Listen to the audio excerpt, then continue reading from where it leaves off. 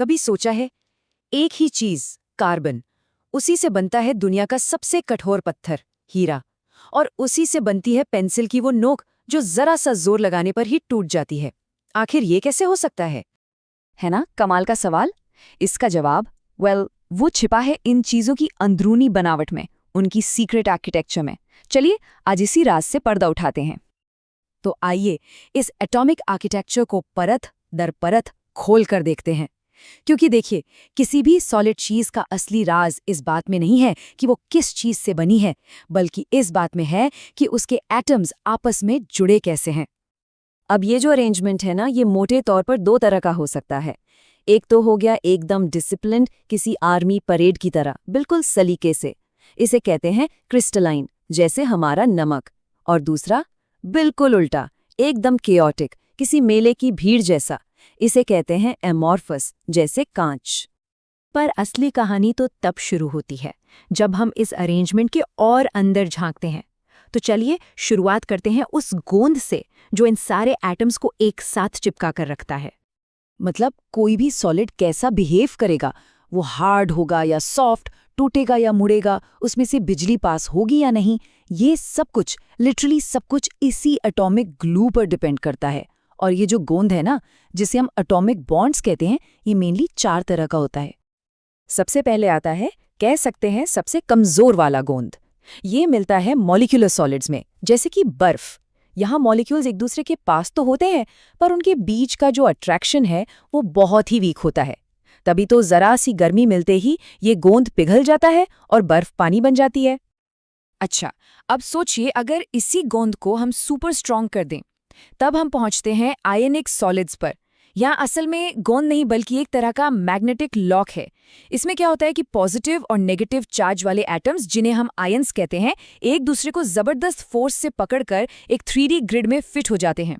एक प्लस, फिर एक माइनस, फिर एक प्लस। और इसीलिए नमक जैसी चीजें इतनी हार्ड होती हैं और उन्हें पिघलाने के लिए बहुत ज्यादा गर्मी चाहिए होती है। पर यहाँ एक सवाल है, अगर ये इतने ही मजबूत हैं, तो फिर इन पर हथौड़ा मारने से ये मुड़ते क्यों नहीं, सीधे बिखर क्यों जाते हैं? इसका जवाब ना बड़ा मजेदार है।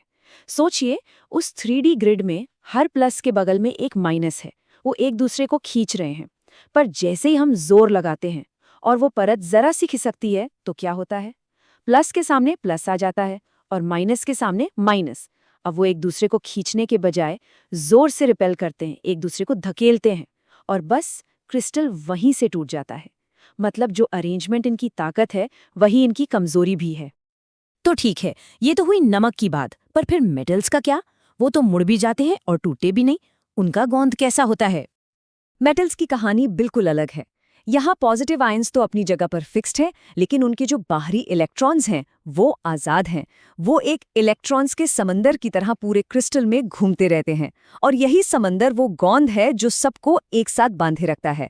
तो जब हम मेटल को मोड़ते हैं तो आयंस की लेयर्स एक दूसरे पर फिसल तो जाती हैं, पर वो इलेक्ट्रॉन्स का समंदर उन्हें फौरन फिर से पकड़ लेता है, टूटने नहीं देता। और हाँ, यही आज़ाद इलेक्ट्रॉन्स हैं जिनकी वजह से मेटल्स बिजली के इतने अच्छे कंडक्टर होते हैं।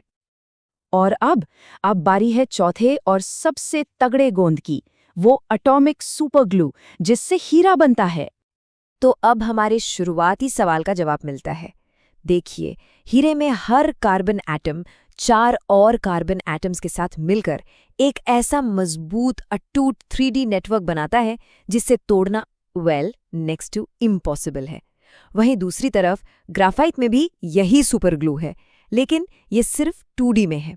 मतलब कार्बन की मजबूत परतें तो बनती हैं, पर एक परत और दूसरी परत के बीच का जो कनेक्शन है वो बहुत ही कमजोर होता है। ये परतें एक दूसरे पर आसानी से फिसल जाती हैं, और बस इसीलिए ग्राफाइट इतना नरम होता है। तो अब तक ये तो साफ हो गया कि एटम्स को जोड़ने का तरीका ही उनकी प्रॉपर्टीज तय करता है। लेकिन एक मिनट, क्या असल दुनिया में ये क्रिस्टल्स एकदम परफेक्ट होते हैं? बिल्कुल नहीं। असल में परफेक्ट होना थोड़ा बोरिंग भी है। असली मजा तो तब आता है जब इनमें कुछ खामियां, कुछ डिफेक्ट्स होते हैं, क्योंकि अक्सर यही खामियां चीजों को उनके सबसे यूजफुल गुण देती हैं। मिसाल के तौर पर आयनिक सॉलिड्स में 2 तरह के नेचुरल डिफेक्ट्स होते हैं। कभी कभी एक प्लस और एक माइनस आयन का जोड़ा अपनी जगह से ही गायब हो जाता है। इससे क्रिस्टल की डेंसिटी थोड़ी कम हो जाती है। इसे कहते हैं शॉटकी डिफेक्ट। या फिर कभी-कभी कोई छोटा सा आयन अपनी सीट छोड़कर पास की किसी खाली जगह में जाकर बैठ जाता है। इसमें डेंसिटी सेम रहती है। इसे कहते हैं फ्रेंकल डिफेक्ट। ये तो हो गई नेचुरल गलतियां, पर यहाँ से एक रेवोल्यूशनरी आइडिया पैदा होता है। अगर ये अनजाने में हुई गलतियां मटेरियल की प्रॉपर्टीज बदल सकती हैं, तो क्या होगा अगर हम जानबूझकर एकदम कंट्रोल के साथ किसी क्रिस्टल में ऐसी ही गलतियां या अशुद्धियां डालें? और बस इसी एक सवाल से 21वीं सदी की टेक्नोलॉजी का जन्म होता है। इसी को कहते हैं डोपिंग। और इसी एक आइडिया ने सेमीकंडक्टर्स की दुनिया में क्रांति ला दी। इसे जरा आसानी से समझते हैं। मान लीजिए हमारे पास एकदम शुद्ध सिलिकॉन है। इसके हर एटम के पास 4 बाहरी इलेक्ट्रॉन होते हैं, जिनसे वो अपने पड़ोसियों से बॉन्ड बनाता है। अब हम इसमें थोड़ी मिलावट करते हैं, फॉस्फोरस की, जिसके पास 5 बाहरी इलेक्ट्रॉन हैं। तो क्या होगा? 4 तो सिलिकॉन के साथ जुड़ जाएंगे, पर एक इलेक्ट्रॉन फालतू बच जाएगा, जो आज़ाद घूमेगा। ये बन गया एन टाइप, यानी नेगेटिव।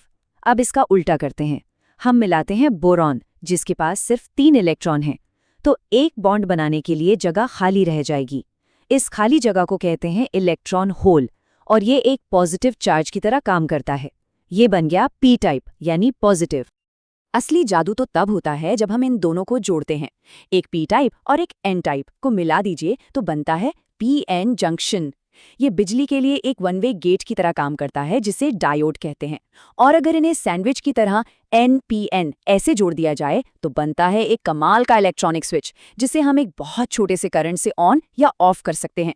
और इसी स्विच का नाम है ट्रांजिस्टर। और हमारे फोन के प्रोसेसर में क्या है? ऐसे ही अरबों, जी हाँ, बिलियंस ऑफ टाइनी ट्रांजिस्टर्स। ये सब कुछ क्रिस्टल में जानबूझकर डाली गई मिलावट का नतीजा है। हमारी पूरी डिजिटल दुनिया इन सॉलिड्स के स्ट्रक्चर में की गई एक बहुत ही प्रिसाइज गड़बड़ी पर टिकी है। अच्छा, ये तो हुई इलेक्ट्रिसिटी की बात। लेकिन ये जो अंदर की बनावट है ना, ये सिर्फ बिजली ही नहीं बल्कि दूसरी प्रॉपर्टीज को भी कंट्रोल करती है, जैसे कि मैग्नेटिज्म। देखिए, हर इलेक्ट्रॉन अपने आप में एक नन्हा सा मैग्नेट है।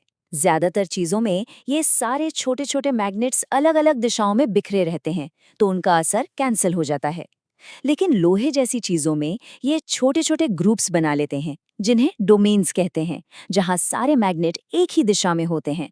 और जब हम इसे किसी पावरफुल मैग्नेटिक फील्ड में रखते हैं, तो सारे के सारे डोमेन्स एक लाइन में आ जाते हैं और बन जाता है एक परमानेंट मैग्नेट। तो इस पूरी बातचीत का निचोड़ क्या है?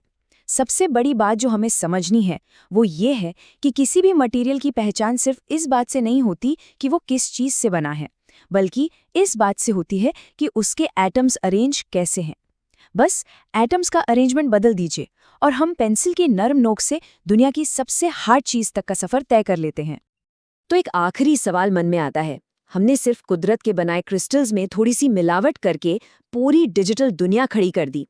जरा सोचिए, अगर भविष्य में हम किसी मटेरियल के अंदर एटम्स को एक एक करके अपनी मर्जी से जमा सकें, अपनी मर्जी का आर्किटेक्चर डिजाइन कर सकें, तो हम कैसे कैसे चमत्कारिक मटेरियल्स बना पाएंगे।